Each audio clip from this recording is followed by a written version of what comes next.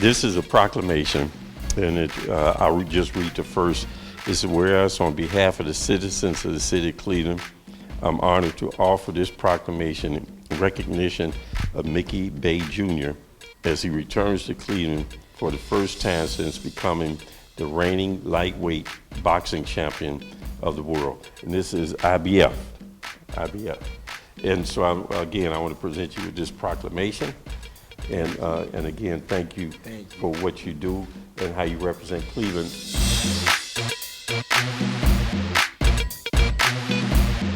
Mickey Bey Jr. was born June 27, 1983 in Cleveland, Ohio. A quintessential athlete, Bey was involved in a wide range of sports as a youth, including football, tennis, baseball, and track. But it was the individual contact sport of boxing that flowed through his veins. With his grandfather being Melvin Clayton, a one-time Golden Glove champion and childhood friend of boxing impresario Don King, it was almost destiny that required the young Bey to commit to the sport at the age of 12. All right, I'm here with Mickey Bey Jr., a Cleveland native and a boxer from Mayweather Promotions. How you doing today? Good. Good. So just talk about growing up in Cleveland and the boxing scene here. Well, growing up in Cleveland, it was rough, but in a good way, because to me, you gain a lot of advantages. And it's like I tell a lot of guys in Vegas, you know, people from California, New York, you know, they always talk about how hard it is and stuff like that. And I tell them, you know, you should come to Cleveland. Like, it's way harder than these places, but like I said, it's in a good way.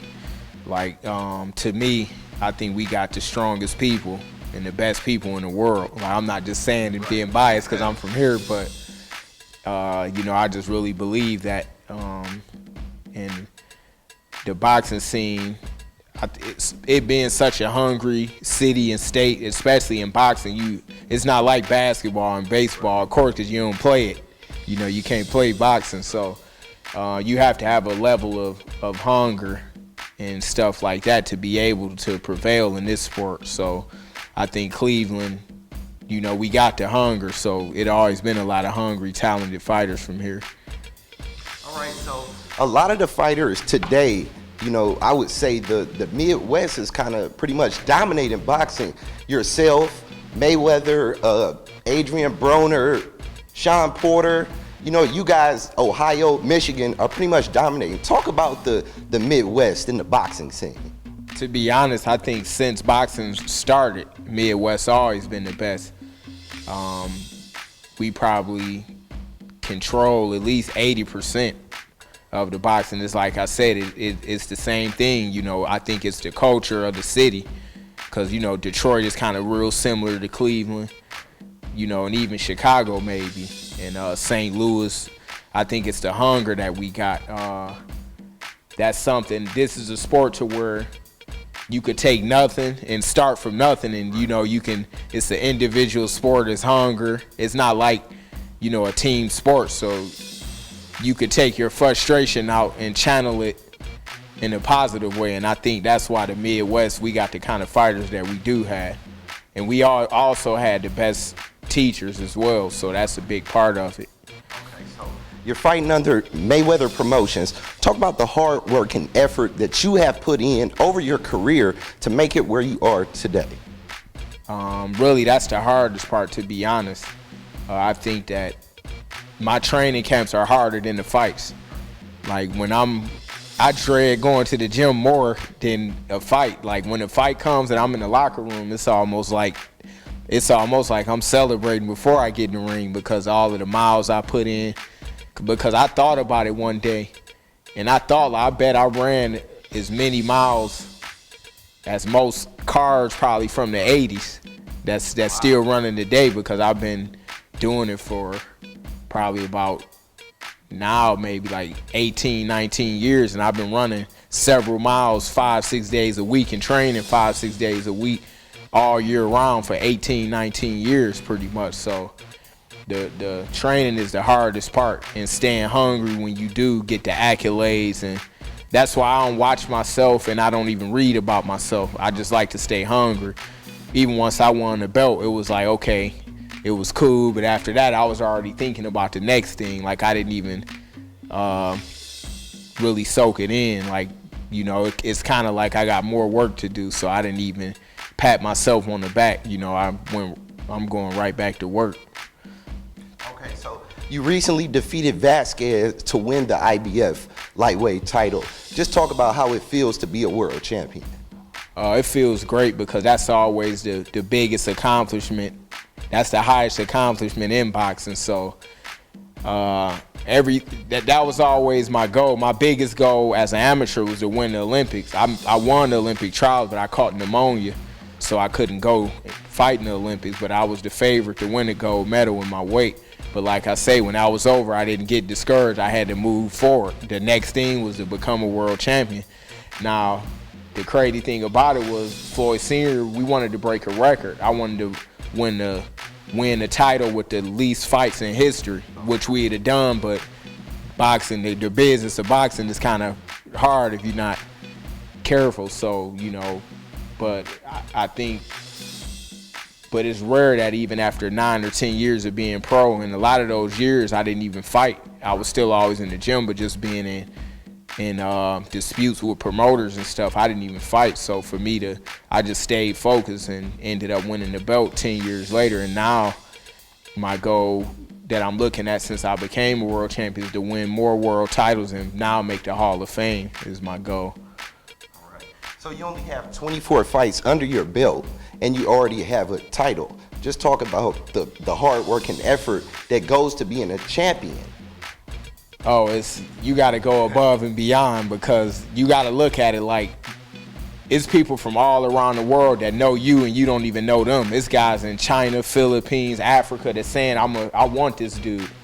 Like Mayweather and them told me that they got guys all around the world that call and just begging to fight me, because they might just want the payday for their family or whatever. But you know, you can't. To me, you got to step it up and train harder, and that's something that I did learn from Floyd. Like, as much money as Floyd made and stuff like that, and even all the stuff that people see on TV, you know, a lot of it is just promoting, but he trained harder than anybody I ever saw in any sport by far. Like, he trains like crazy. Like, he trains so hard that it's an advantage for me to get to see what it takes. Like, okay, I get to watch right there up close and personal, and we got the same trainer, so I get to learn the same things. So I already see what it takes, and I think it's mainly the mental part. You know, once you get here, it's mental. Like, I'll be fighting for another belt, either this next fight or the fight after. So now you got to kind of block out. Like I said, you can't pat yourself on the back. You got to almost, what I like to do is just like take a big giant eraser, erase all my accomplishments and start from scratch. I don't listen to either the good things or because I get a lot of me being with Floyd. He's a rebel, like the villain. So many people want to see me lose, and just from being with Floyd, it's ridiculous. Like, but until they meet me, when they meet me, they might say, "Oh, we like him," and stuff like that. But just by me being under the money team banner, it's 10 times more pressure just because of that alone. Okay, so talk about being honored today by Mayor Frank Jackson, the mayor of Cleveland, in your hometown. To be honest, that's an even bigger accomplishment for me than winning the world title, because this is something that's can influence a lot of people in the city that I grew up in, and this is beyond boxing. Like, I can't box forever, So, you know, somebody like Mayor Jackson is somebody that I look up to and aspire to be like when I'm finished, even while I'm fighting, but mainly when I'm finished, to look and see what kind of person I just want to be in general. And in life, you know, boxing is a rough sport. And it's rough. Like, when I say rough, I mean mentally. Not too many fighters retire with the same mentality, and I can see why. So to be honest with you, I don't even really watch boxing a lot anymore. I train hard and I'm focused, and I study the craft and the old fighters, and I study the art of boxing. But a lot of times I don't even like to really. It's almost like I'm preparing right now for life after boxing, so I don't end up like one of these fighters to where they go crazy, they end up on drugs, or you know, and that's literally like 90% or more that's like that. So, you know, I'm already preparing myself now, you know, for life after boxing. Kind of touch on your focus on helping out with diabetes. Well, actually that came about because the Mayweathers, my trainers, it runs deep in their family. And I met a guy that was helping his uncle, Roger Mayweather. He was helping him out, and he introduced himself to me. And then, so when I met him, I asked him, was it any way I could help, you know, with that? Because that's a rampant thing just in the world, period. And, you know, it's a silent killer. A lot of people got it, and that doesn't even know it. So, you know, I asked him, is there any way I could help him with it? And, you know, we stayed in contact. So I go around a lot to different cities, and, you know, I might speak or do public workouts or whatever. And now, you know, I plan to do a lot of things here in town. No matter what I do, my focus is always Cleveland. And that's one thing that I stressed that to Floyd Jr. You know, I told him it's cool to fight in Vegas, but, you know, I want to fight in Cleveland too sometime. So our plan is to, if not this fight, because we got to pretty much make this fight fast in the next week, I think I end up fighting here maybe in December or January. Okay, so there's a lot of things going on in the city. Obviously, with LeBron coming back, the Cavaliers are back on top. The Browns are pretty good. The Indians, and if you could make that boxing, you know, big time boxing back to the city of Cleveland, that would be great. Just talk about some of the things that you've been seeing around Cleveland that's opening your eyes. Really everything. The city got so much talent. This is one thing people don't know. The guy that runs boxing, Al Heyman, is from Cleveland, and he runs boxing. Like, he's manages Floyd Mayweather and 200 other fighters. So he runs the game. So I'm sure he'll put a lot of effort into helping, along with Floyd Mayweather, to bring fights back here. But, like, you know, the Cavs are on the rise. It's just a sports town. So my thing is, like, with boxing, I can control sort of where I fight and stuff, as long as I've talked to Floyd and let him know ahead of time. So my goal is to at least fight maybe at least once a year in Cleveland, if not twice, because I'll maybe fight 2 to 3 times a year. So my goal is to fight maybe in December or January here. And in boxing, I know you have to have someone in your corner. And today, your mother's here. Just talk about how big your mother's been in your life. Oh, that's huge. Unfortunately, my dad couldn't make it today. He had an important doctor's appointment. But she's the main trainer. You know, more important than Floyd Sr., because both of my parents always stayed on me. You know, we grew up in a rough community in the 4th District, in between 93rd and 116th, over in the Kinsman area. So, you know, it's real rough over there. And I tell them that, you know, I wouldn't have it any other way. Like, if I had to choose to live out in Vegas where I live now or where I grew up, I would pick where I grew up, because it built character. And I got to see both sides of the fence. So, but she always stayed on me. Like, you know, a lot goes on in the neighborhood, and you can get caught up easy just by being an associate with the wrong people. And I used to get embarrassed a lot, because she would come out on the porch and call us. I'm like, Ma, you can't do that. She come on the porch, and I always see the curtain window bent, because she always looking out the window, wonder, you know, and calling us. We could hear her from 2 blocks calling us. You know, she always called us in for dinner. Like, you know, she always made sure we had food on the table. We would always have kids like staring in our window while we ate. I don't know if you remember that, the back window that we had. And you know, she would get them food and stuff too. But she was a huge part just because, you know, I saw how strong she was. She always worked and kept food on the table. And that's really a harder accolade than what I'm doing. And I think about that now because I'm like, man, stuff was easier as a kid because I had her. You know, now I gotta fend for myself and I gotta watch out for all of the sharks in the business and this and that. When I was young, all of the weight, you know, I got one brother and two sisters, so really it was like she was taking care of 4 kids, her and my dad, so that was a lot of weight on them and we didn't have to worry about anything. But I appreciate everything and I always did. I never complained and I never was the type of kid that really cared about having the Jordans and all of that type of stuff because I always understood the bigger scheme of things. Like I told her, it's hard for her to really let me do anything for her. I try all the time. I gotta beg her to do stuff for her now, but yeah, if it wasn't for her, I definitely wouldn't be here. I could say that for a fact. And as a professional, what would you say is one of the things that you want to like leave your impact on the city and the world? I want to make an impact mainly to change the certain mentality, because I think, you know, like the youth now, it goes backwards to me every generation, to know how to separate certain things.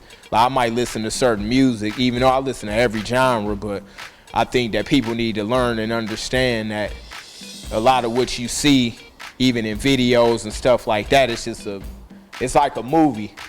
When you write a movie script, you might see Freddy Krueger or Candyman, but when you leave the theater, it's over. Like it's not, these people not going in there and doing all of this killing and stuff. So when you know, and I think that that's what influences behavior really is rap music. Like, and I love rap music, but you know, I'm older and I'm smart, so I know how to interpret it. But I think that most people in the world, especially kids, they literally think they can go do what they're hearing. And I don't think a lot of rappers don't really explain it thoroughly to say, like, this is just how I live my life and I'm telling the story and don't do this and that. So really, I just want to be somebody that's, one of my biggest goals is to become like, you know, really some type of big business mogul outside of boxing, but business mainly just to get the word out there, because I study politicians and speakers. I watch lectures more than I watch boxing. Like I'll be at home at least, if not every day, I watch 3, 4, 5 hour lectures like on YouTube and stuff, just speeches, whether it's Martin Luther King, Marcus Garvey, Malcolm X, whoever. I'm always, and then I write quotes and everything. So I just like to feed my brain with a lot of positive stuff, and you know, and also spread the word on, you know, being spiritual, whatever it is that people choose. That's, to me, that's the most important thing, because you know, you gotta, no matter what you believe, you gotta know it's something higher up, you know, or we wouldn't be here. So to me, if you always got that in the back of your mind, that's what always kept me on the path outside of my mother.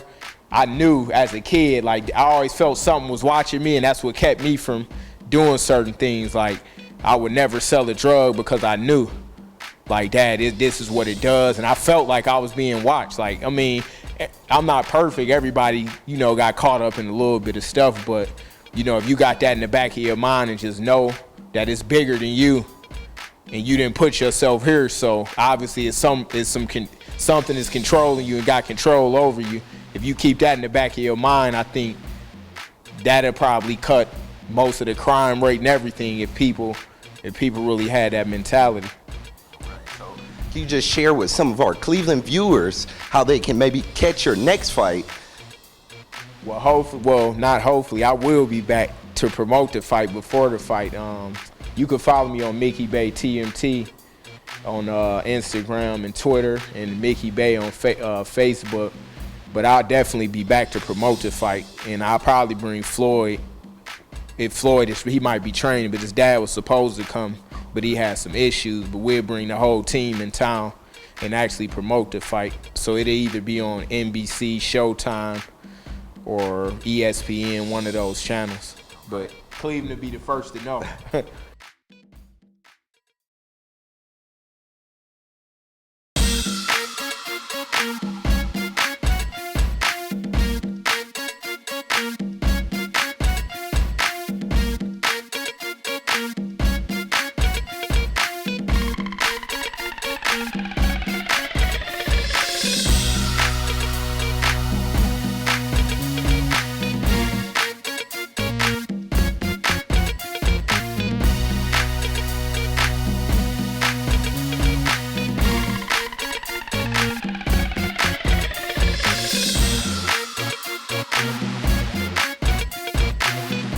I'm Mickey Bey, lightweight champion of the world, and you watching TV 20, We Are Cleveland.